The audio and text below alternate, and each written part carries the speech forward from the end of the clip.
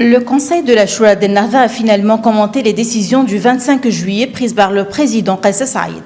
Après la réunion exceptionnelle, les membres de la Choura ont tenu bon que les décisions présidentielles n'ont pas respecté la Constitution et que tout ce qui se passe nuit à la démocratie. Le Conseil, réuni sur fond de tension et de retrait de plusieurs de ses membres, insiste ainsi sur l'attachement du parti à la voie du dialogue avec toutes les parties, dont en premier la présidence de la République. Nous devons avoir un cours correctif pour ce qui s'est passé le 25 juillet. Aujourd'hui, il y a un manque de clarté. Et vu le flou de la situation dans laquelle nous vivons et qui s'est étendu sur plus de 10 jours, nous demandons au président de la République de présenter une feuille de route et nous voulons savoir comment il voit la prochaine étape. D'un autre côté, l'Union générale tunisienne du travail, qui a toujours été un acteur de poids dans la vie politique du pays, a demandé au président Saïd d'accélérer cette affaire et a formé un gouvernement de sauvetage afin d'éviter un vide politique.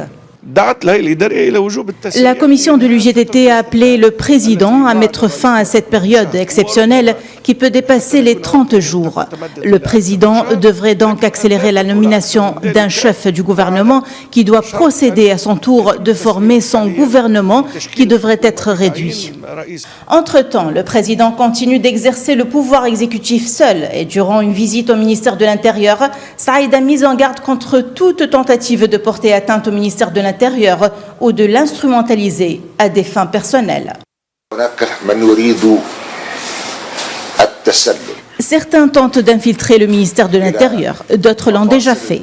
Mais sachez que tous ceux qui vont tenter de le faire se trouveront hors jeu. Ils seront éjectés par l'histoire. Monsieur le ministre de l'Intérieur, je suis convaincu que vous allez faire face à ces gens avec beaucoup de vigueur et les placer à la poubelle de l'histoire. À noter que le chef du gouvernement limogé, Hichem Mechichi, a procédé à la déclaration de ses biens auprès de l'instance nationale de lutte contre la corruption, conformément aux dispositions de la loi relative à la déclaration des biens et des intérêts de la lutte contre l'enrichissement illicite et les conflits d'intérêts. La Tunisie est de nouveau dans la tourmente. Pour l'heure, les intentions du président tunisien sont floues. La communauté internationale a demandé un retour rapide de la stabilité des institutions dans le pays. Depuis Tunis, Najwa Becha pour Média.